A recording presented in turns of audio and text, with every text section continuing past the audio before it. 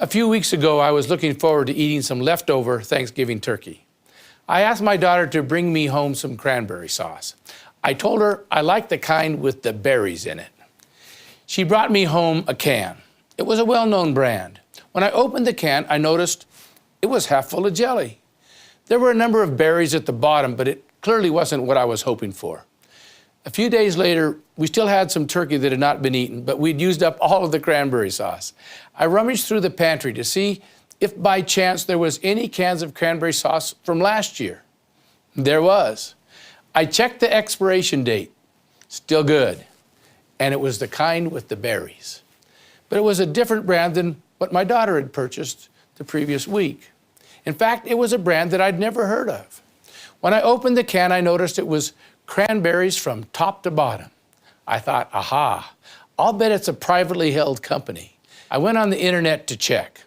Sure enough, the can that I had opened a few days earlier that was half jelly was a well-known household name, a public company. The new can, which was full of cranberries, was a totally different eating experience. Like I said, I like the berries. I was curious enough later that week that I made a special trip to the store just to buy cranberries.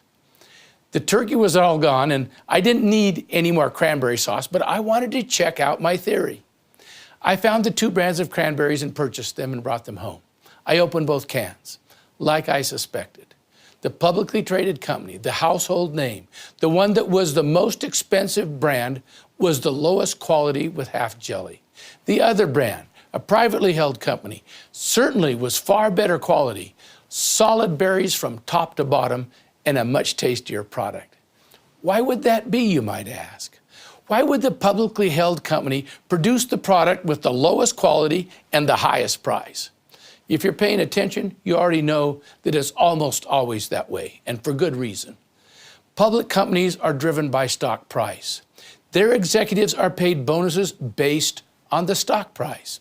In fact, the CEO, the vice president of marketing, directors of marketing, and so forth, usually receive stock as part of their compensation. So it's to their advantage to get the stock price up. Most of these executives don't plan to be at their company very long.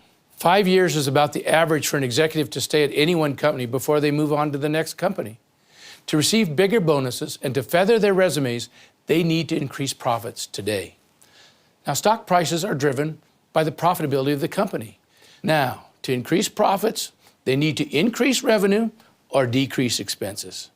They can try to increase the price to increase revenues, but they're hampered in doing that because if they increase the price too much, no one will buy their product. So the other alternative is to lower costs. Lowering costs almost always mean lowering quality. Cranberries are the most expensive ingredient in cranberry sauce. Therefore, the best way to take the cost down is to remove some of the cranberries and replace it with cheap jelly that is mostly sugar. So when the VP of marketing suggests that they take out the cranberries to increase the profit, the CEO is quick to approve the proposal.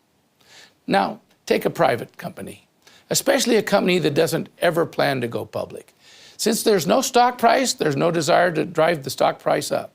Of course, you want to be profitable, but enough is enough. Executives of the privately held company are not compensated by receiving stock. Executives running public companies are governed by short-term goals. Privately held companies can afford to focus on long-term goals. Their growth strategy is often to increase the number of customers buying their product. They know that quality will do that. It might take time, but quality is always the answer to improving the amount of customers you've got buying your products.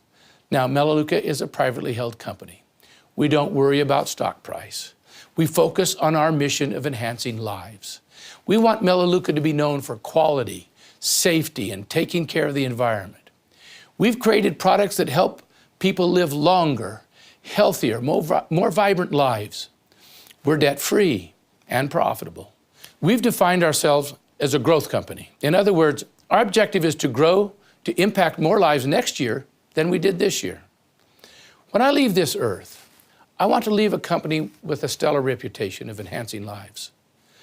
Now, we don't sell cranberry sauce, but if we did, we would not take out the berries to increase our profits. There's simply a huge difference between us and the publicly traded companies in how we think and how we operate. And since most consumer goods in America are manufactured by publicly traded companies, this leaves a tremendous opportunity for Melaleuca. There's a huge void for quality products, especially in the arena of wellness products. That's the main reason we have grown so quickly. As people continue to discover the difference with Melaleuca products, our growth will continue to accelerate. I'm really proud of all those who've built this company.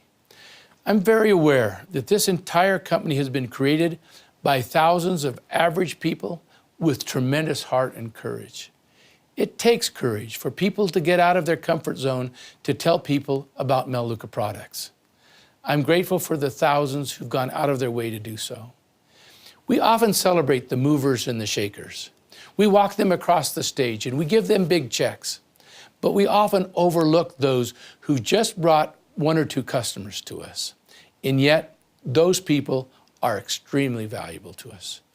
Even if you have enrolled just 1 customer, I want you to know you have made a big difference for us.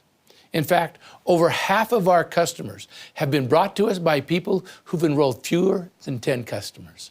So you don't have to be a massive enroller to have tremendous value to Melaleuca. Now, let me give some advice to those of you who are endeavoring to build a thriving Melaleuca business. There is great folly in comparing ourselves with others. Just because someone else is moving faster than you, or someone else has done more than you, don't underestimate your value. Don't get discouraged when you hear the stories of rapid advancements. And don't underestimate how proud we are of you and how much we appreciate what you've done. Don't discount your contribution just because it appears that someone else has done more than you or done it faster. Your consistency is much more valuable than their flash in the pan. Now, we're all in this together. I'm no different than you. We're all just average people trying to do our part, and every part helps. Regardless of what you see someone else doing, set your own pace, knowing that every customer counts. Celebrate everyone. The most valuable activity is reaching out to those on your contact list to make appointments. Celebrate every time you make a phone call. You can celebrate your success even when they turn you down because you did your part. You followed through. You made the call. You're doing what every successful Melaleuca marketing executive has done, setting appointments, making presentations. They won't all say yes today. Don't expect them to. Remember, no means simply not now. I need more information. You can give them more information tomorrow or next week or next month. Eventually they will come. All roads lead to Melaleuca. The day will come when no one can afford not to be a Melaleuca preferred member. They can't find these kinds of products anywhere else. They need us. They need what we have. If they don't enroll today, it's simply because they simply need more information. And as people learn more about us, as our reputation continues to grow, eventually they will all come. But for now, it's 1 customer at a time. Celebrate every tiny success. Thank you for being a part of us. Thank you for helping us change lives. This is a fun and exciting business, so establish your goals and set about making those phone calls. If you discipline yourself and don't allow yourself to get distracted, you will reach your goals. It's only a matter of time.